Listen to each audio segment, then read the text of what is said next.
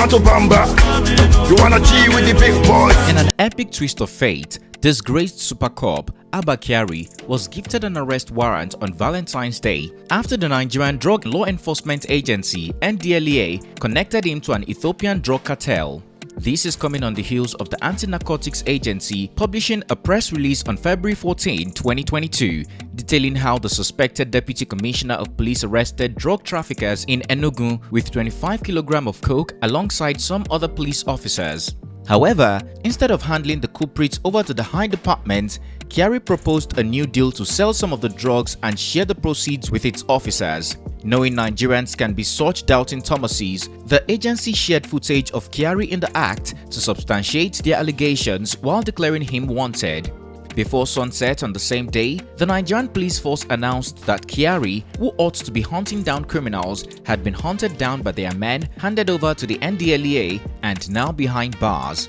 This embarrassing allegation is coming just months after the supercop boasted that he would not be going down with Hushpuppi. As you will recall, on July 29 of 2021, the Gucci master implicated Kyari as a part to a scheme to defraud a Qatari businessman of $1.1 million, adding that in return for his impute, he paid the celebrated supercop 8 million naira alongside other gifts. Since this revelation, the US has reportedly issued his arrest and extradited to the US. Kyari's employer, the Nigerian Police Force, denied that Kyari was wanted to the US, however promised to take action by investigating his indictment and suspending him from office. With this in mind, many Nigerians are finding it hard to believe that Kyari indictment and arrest by the NDLEA is actual, suggesting that it could be a distraction to prevent his extradition to the US. Is this remotely true? Is the Nigerian government trying to shield Kyari? With intelligence at our disposal, the agency believes strongly that DCP Kyari is a member of a drug cartel that operates the Brazil-Ethiopia-Nigeria illicit drug pipeline. Hello guys, it's T-Code here for African Glitz. Once upon a time, there was a supercop named Abba Kyari. The 46-year-old police officer from Maiduguri in Borno State was the poster boy for what many would call an incorruptible law officer. From the media to the House of Reps and even award events, Kyari was celebrated. He once won the National Police Medal and was credited for bringing down many criminal kingpins, including Evans the kidnapper.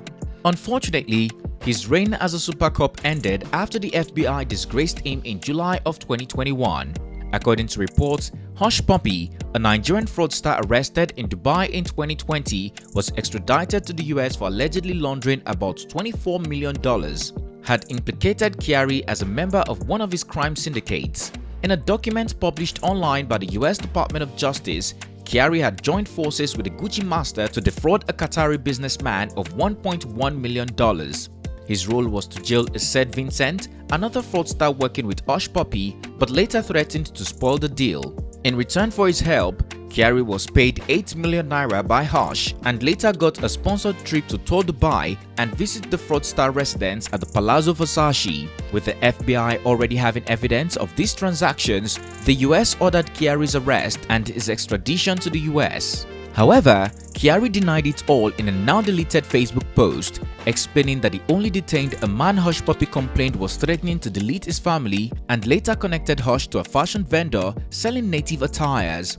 With the Nigerian Police Force under so much pressure, they were forced to suspend Kyari from his position after maintaining that they are yet to receive documents corroborating the FBI claim and issuance of his extradition by Interpol. More allegations of Kyari dirty cop deals with criminals and politicians began to surface online, explaining how he funded his extravagant lifestyle and purchased multi-million naira properties and cars.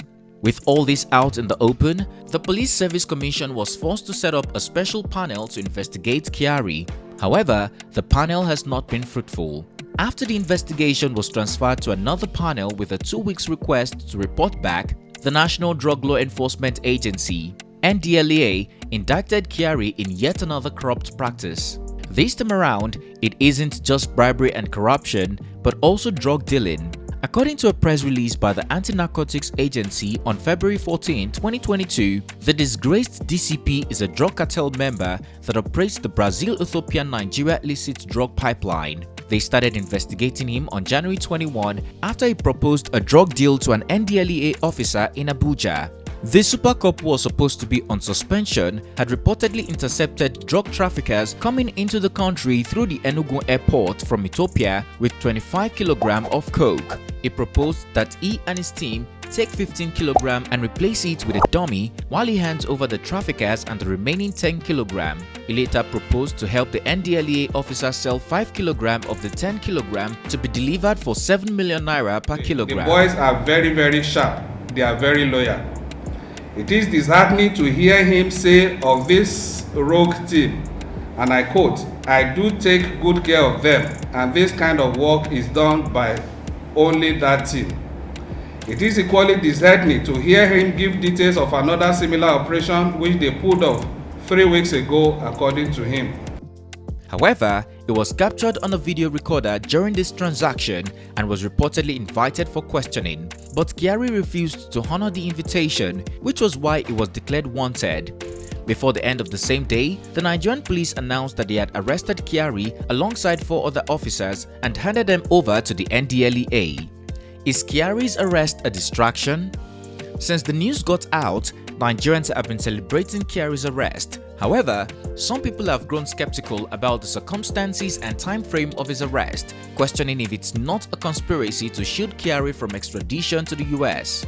According to reports, Hushpuppi, who is currently facing 20 years jail term, made headlines after news broke that he will be sentenced on February 14, 2022.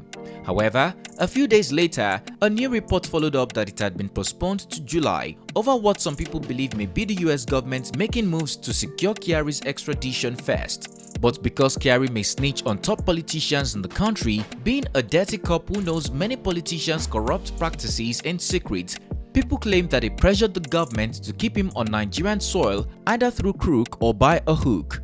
Some have also punched some holes in the Kyari indictment story by the NDLEA. They claim his arrest warrant was issued quickly, which is somewhat abnormal in Nigeria. They also wonder how a suspended cop could order men of the force to do his bidding and even had the guts to involve an NDLEA officer.